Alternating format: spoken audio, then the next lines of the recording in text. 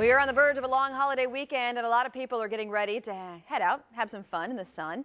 Well, the American Cancer Society has designated today as Don't Fry Day, and we're about to find out why. Dr. Scott Ackerman is one of the First Coast's leading oncologists. He joins us every Friday to talk about important health issues such as this. I think it's kind of self-explanatory.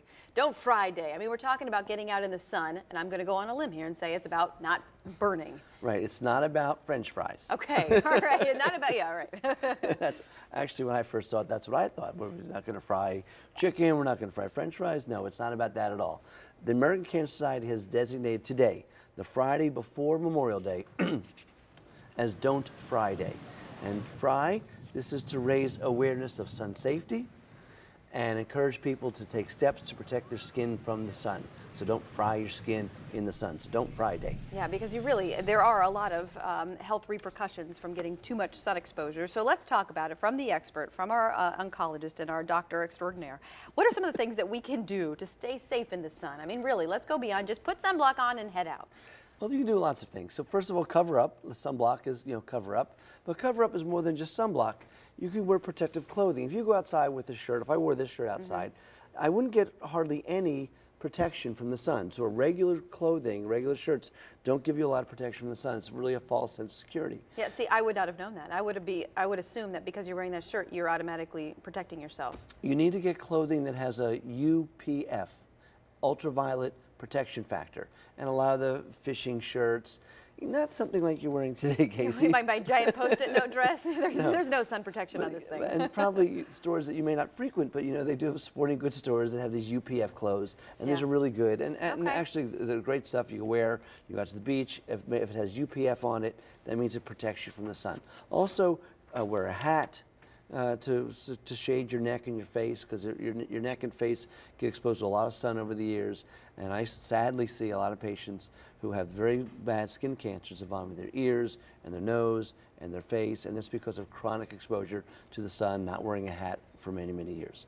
Also, sunglasses. Sunglasses have ultraviolet protection factor in them as well, and you can get small skin cancers right at the corners of the eyes if you don't use proper protection, and that can be very devastating. Avoid the sun when the rays are strongest, between 10 a.m. and 4 p.m. Another good idea, and sunscreen, as you mentioned. Slap that on. Put the sunscreen on. Well, let's dive into that, because there's so many sunscreens that are out there. I mean, how do you know you're getting the right one? And SPF 30, 150. I mean, what is the difference? And do we have to keep reapplying it? I mean, what is the proper way to even use this stuff? I just keep spraying it every few hours. I don't even know if that really works. Good. Well, that's what you should be doing. Okay. First of all, you want to use a sunscreen that has broad spectrum coverage, because you hear about the ultraviolet A rays or ultraviolet B rays. Some say that one is safer, one's not. The truth is they both can cause cancer, UVA and UVB. So you want to get a sunscreen that says broad spectrum on it to cover both, number one. Number two, get an SPF of 30 or higher. We used to recommend 15 or higher, but the truth is you need something that's 30 or higher. And SPF of 30 will block 90% of the sun's harmful rays. If it says waterproof, it's not.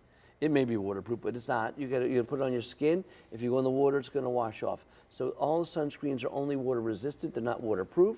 So if you're in the water, reapply it. So what you're doing, spraying yourself multiple times, is good, because even if you sweat a little bit, that sunscreen is going to wash off your body. You're out in the sun, you're hot, you're going to sweat. So reapply it frequently so you maintain that proper protection.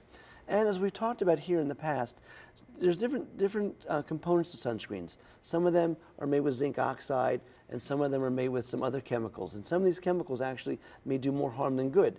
The ones that have oxybenzones in them and that sort of thing, they can actually cause cancer. So look for the natural sunscreens, things that, and zinc oxide is something to see on them. So try to get the natural sunscreens. This is something that I know that we did way back in the day when I was growing up. We grew up in Ohio, and I knew we were getting ready to go on vacation, and so we would go to these tanning booths, and now are, a lot of controversy surrounding them, but we would go and get base tans, thinking that if we had a good base tan, that we wouldn't burn if we went to, Florida. We were coming from Ohio, it was during the winter.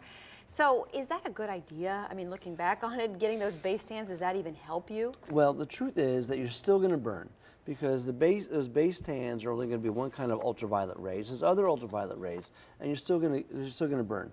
And also, you have this false sense of security that you're not going to burn, you're going to wind up staying out in the sun longer and have more risk and also burn.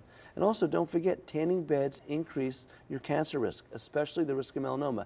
If you use tanning beds, you have a 74% increased risk of developing deadly melanoma. Is that just if you have more of a likelihood of burning? Like, you know, I know I have a friend who's a redhead who she walks outside and she burns. I mean, she obviously doesn't go to a tanning bed, but if you, like, you know, I don't burn as much, is my risk of getting skin cancer going into a tanning bed as great as hers? I mean, is that how dangerous a tanning bed can be? The tanning bed, that in and of itself, increases your risk of melanoma. It's not going into the sun afterwards, and your risk is the same as hers. Yeah, wow. So be safe this weekend. Try to sunblock. implement these tips, keep you and your family healthy. I'm going to go get it. I'm going to go change my outfit right after this. Thanks so much, Dr. Ackerman. I appreciate for being here, and thank you so much for sponsoring the segment as he comes on every Friday to give us important health information. And if you have any questions regarding today's topic or any other health questions that you may have, you can visit Dr. Ackerman's Facebook page, which is simply facebook.com/First Coast Oncology.